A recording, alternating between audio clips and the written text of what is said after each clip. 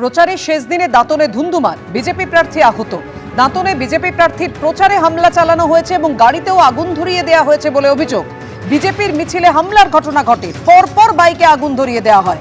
মোহনপুর থানার সামনে অবরোধ করে বিক্ষোভ দেখান বিজেপির কর্মী সমর্থকরা। বিজেপি প্রার্থী অজিত কুমার জানার সমর্থনে বাইক মিছিল হচ্ছিল, আর সেই সময় হামলা হয়। তৃণমূলের বিরুদ্ধে হামলা চালানোর অভিযোগ করেছে বিজেপি। বিজেপির বিরুদ্ধে পাল্টা হামলার অভিযোগ তৃণমূলের।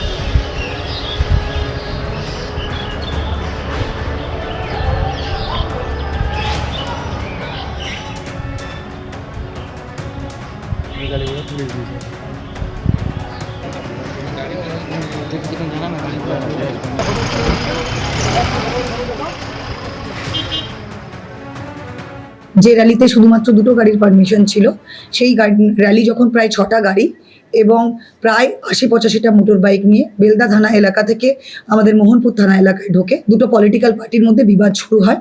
প্রভোকেশনের কারণে, দুতরফের স্লোগানের কারণে সেটা এসক্যালেট করে এবং তাদের প্রায় 25-30টা গাড়ি ভাঙচুর হয়। এখনো পর্যন্ত প্রায় 16 জনকে আমরা ডিটেইন করেছি। তারপরে দেখা হচ্ছে তাদের মধ্যে কারা কারা ওই ঘটনায় ছিল। যারা গন্ডগোল তৈরি করেছেন এবং আইন নিজের হাতে দিয়েছেন, তাদের কাউকেই আমরা রেয়াত করব না যতক্ষণ না ভোট শেষ হবে।